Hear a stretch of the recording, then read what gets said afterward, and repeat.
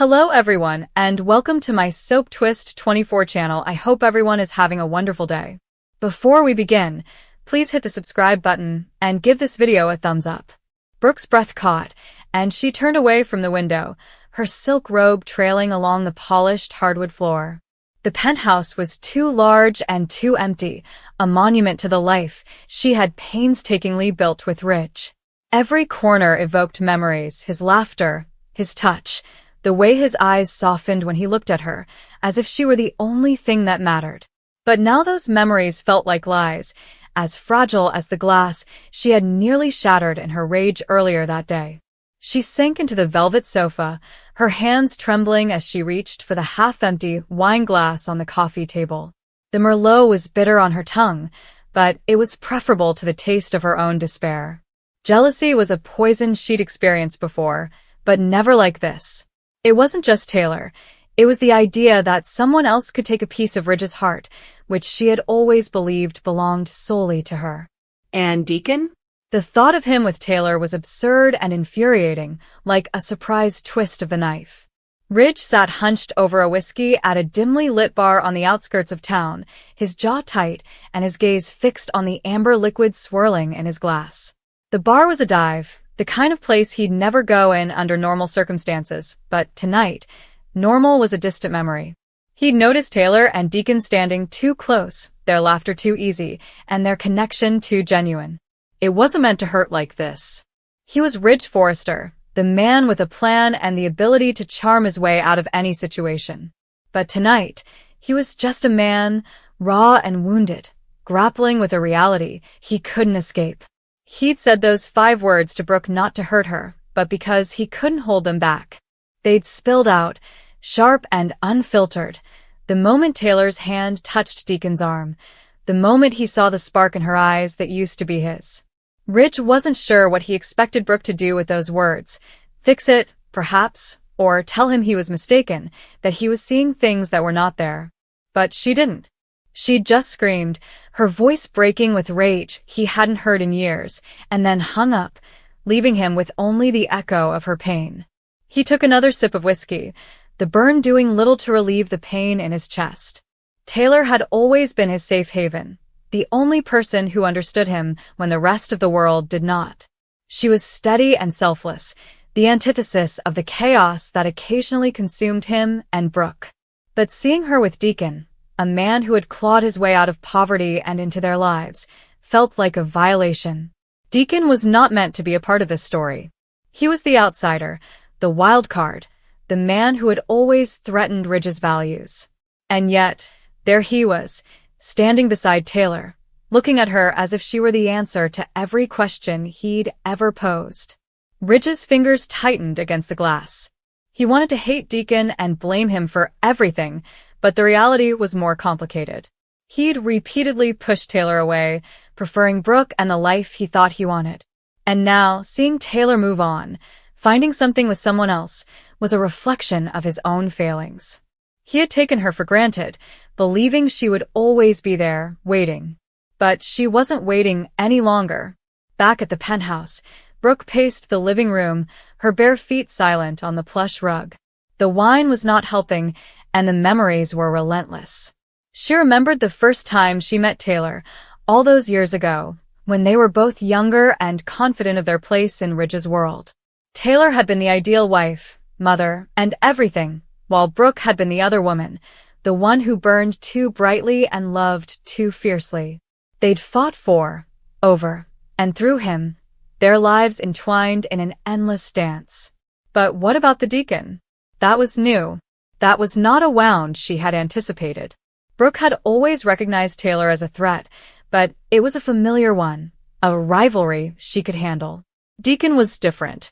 He was raw, unpredictable, and had once loved her in a messy and genuine way. She had also pushed him away, always choosing Ridge. And now, the thought that Deacon might have found something with Taylor was too much. It wasn't just jealousy. It was the fear of losing something she hadn't realized she still wanted. She stopped pacing and pressed her hands to her face, attempting to suppress the tears that had been threatening all night. She didn't want to cry, didn't want to succumb to the weakness that gnawed at her. Brooke Logan never broke, in public or in private. But tonight, alone in this too-large penthouse, she felt the cracks widen and the weight of her decisions press down on her until she could barely breathe. The telephone rang, breaking the silence. She stared at it, her heart racing, knowing it was Ridge before she saw his name on the screen. She didn't want to answer, didn't want to hear his voice, but her hand moved anyway, motivated by an unknown need. "Brooke," he said, his voice rough, as if he'd been screaming, crying, or both. "We need to talk." She laughed bitterly, her voice echoing in the empty room. "Talk. Now you want to talk? After dropping that bomb and leaving me to deal with it?" "I did not mean to hurt you," he said, and she could hear the whiskey in his voice, the regret that was always present but never enough. "Brooke, I just saw them. Taylor and Deacon. Together. What hit you, Ridge?" She snapped, her voice rising. "Is Taylor moving on? That she isn't waiting around for you to pick her up again? Is it Deacon of all people? Because, let me tell you, that's what's killing me." There was a long pause that seemed to last forever. When he spoke again, his voice was quieter and nearly broken. "I'm not sure how I feel. I just know I can't let you go." Brooke closed her eyes, the words cutting deeper than she wanted to admit. She wanted to believe him, to hold out hope that they could fix this and return to the way things were. But the image of Taylor and Deacon lingered, a shadow she couldn't shake, and it dawned on her that she might have been fighting for the wrong thing all along. Taylor sat in her small, cozy apartment across the city, in stark contrast to Brooke's opulent penthouse. The rain gently tapped against the windows, a soothing rhythm that did little to calm the storm within her. She'd seen Ridge's expression when he saw her with Deacon, shock, hurt, and a flicker of something she couldn't quite describe. It had taken everything she had not to run after him and explain that it was not what he thought. But what was it, exactly? She didn't even recognize herself. Deacon had been a surprise, a complication she had not anticipated. He'd arrived at her door a month earlier, soaked from the rain, his eyes haunted but warm. He'd talked about his past, his mistakes, and how he was trying to be better, and she'd listened not because she owed him anything, but because she recognized something in him, a vulnerability that mirrored her own. They'd spent hours talking, laughing, and telling stories of heartbreak and hope. It wasn't love yet, but it was something, and it terrified her. Taylor reclined in her armchair, a cup of chamomile tea cooling in her hands. She'd spent so much of her life loving Ridge, fighting for him, and losing him, only to find herself caught in the same cycle. She'd told herself she was done, that she deserved better, but seeing him tonight, the way he looked at her, reawakened something she thought she'd buried. And then there was Brooke, the woman who had defined so much of her pain, her adversary in a war that neither of them had ever truly won. She remembered Deacon's genuine and unguarded smile at her. He was not Ridge, and that was the point. He didn't bear the weight of their history, the constant push and pull that had exhausted her. But he was not safe either.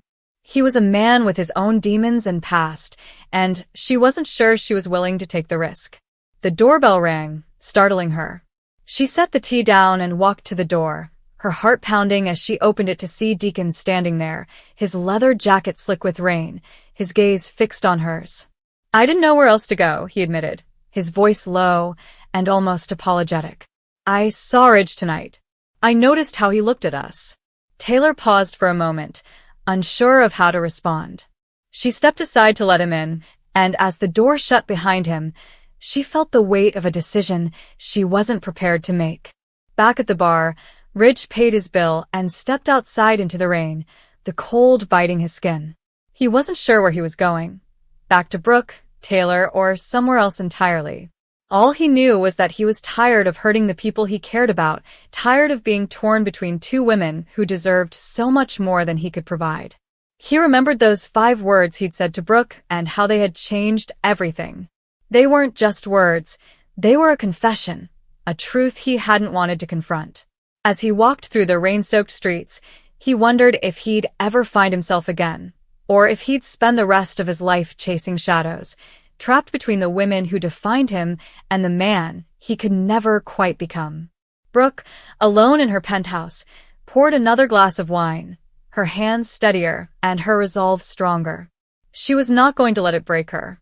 She'd fought too hard and loved too much to let Taylor&Deacon, or even Ridge, take it away from her. But as she stared out into the rain, she couldn't shake the feeling that this time the fight would cost her everything.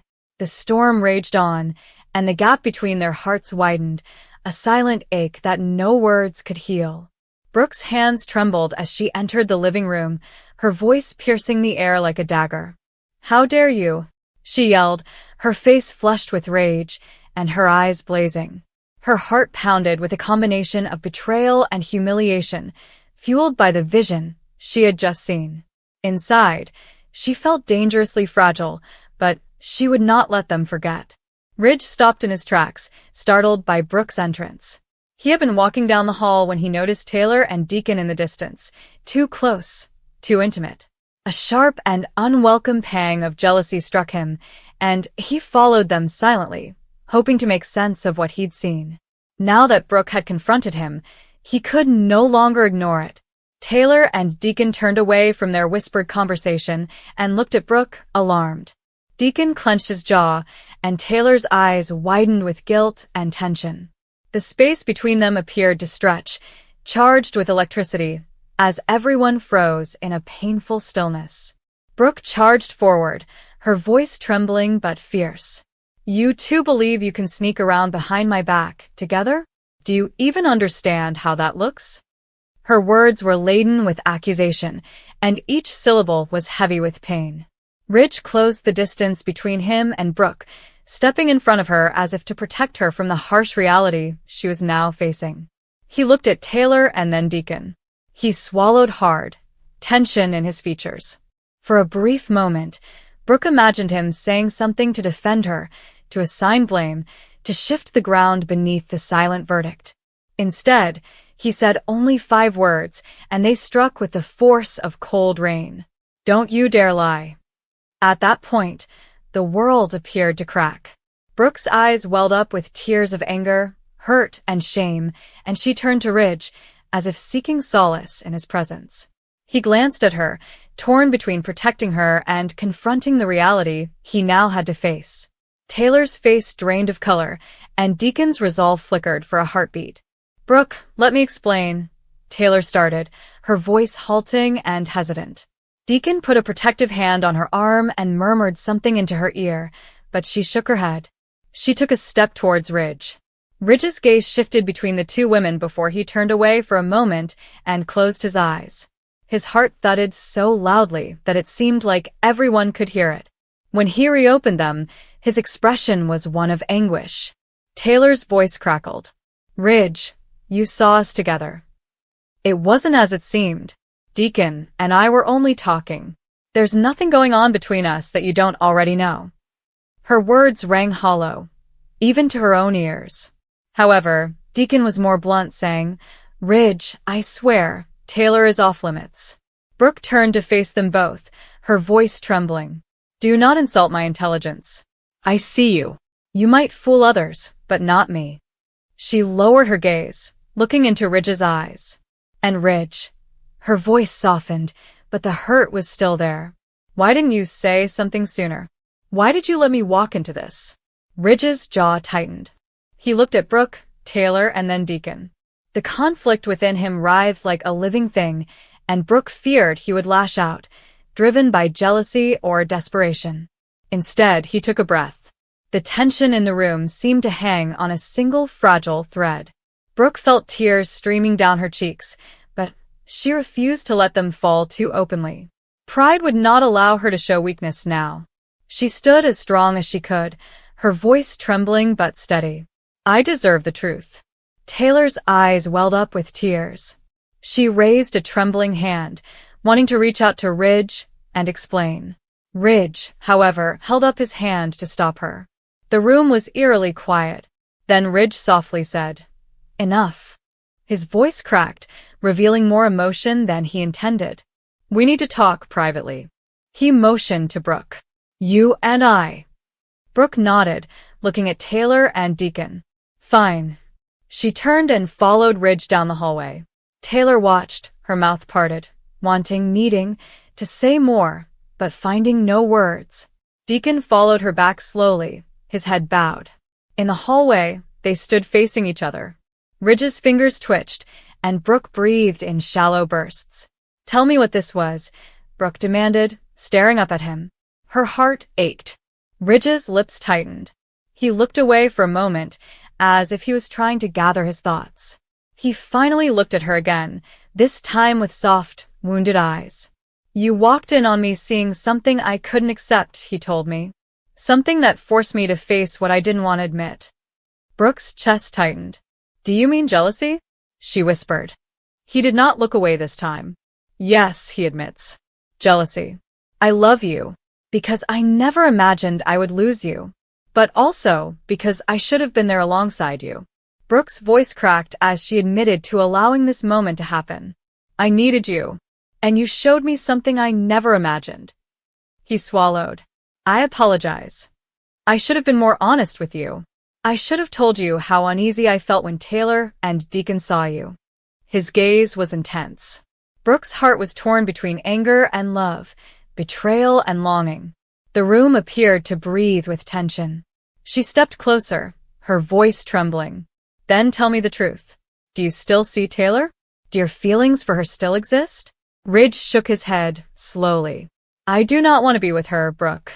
I want—" He faltered before steadying himself. "I want you, but my heart is tangled, and I can't forget how I feel. But right now, when I saw them, all I felt was fear. Fear of losing you." Brooke's tears flowed freely. She reached for him and wrapped her arms around him. Ridge stiffened for a moment, surprised, before holding her back. The hallway echoed in silence. Both of them trembled with emotion, regret, and longing. Up ahead, faint voices came from the living room. Taylor let out soft sobs. Low reassurances from the deacon. The sound jarred Brooke and Ridge apart instinctively. Brooke pulled away, her eyes fierce. "We'll discuss this later," she said, turning toward the living room. Ridge followed her, bracing himself. Taylor stood in shock, Deacon by her side. Brooke's gaze settled on Taylor. "You lied." The single phrase was more powerful than any accusation. Taylor sank, his voice trembling. "I'm sorry," she pleaded with Ridge. "I didn't mean for any of this." Ridge's voice interrupted her. "It doesn't matter what you intended. What matters is how it appeared. And I saw it. And Brooke saw it." His gaze never left Taylor, then shifted to Deacon. "I trusted you both. I trusted you, Brooke, but now I realize I was too blind." Brooke stood there, exhausted, broken, and furious. Her eyes were filled with pain. She hesitated before turning to Ridge.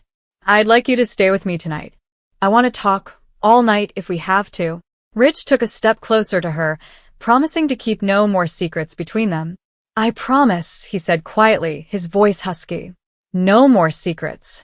He looked at Taylor and Deacon. "But you two should leave." The speaker's tone conveyed a clear message. Leave now or face ruin. Taylor's face wrinkled. She said something to Deacon, then turned and fled, passing Brooke. Deacon followed her. The door closed behind them. In the silence, Brooke turned to Ridge. She slumped against him, tears still falling. Ridge took her in his arms and held her, as if he'd never let go. They remained like this for a long time, their hearts pounding and the world outside distant and uncertain.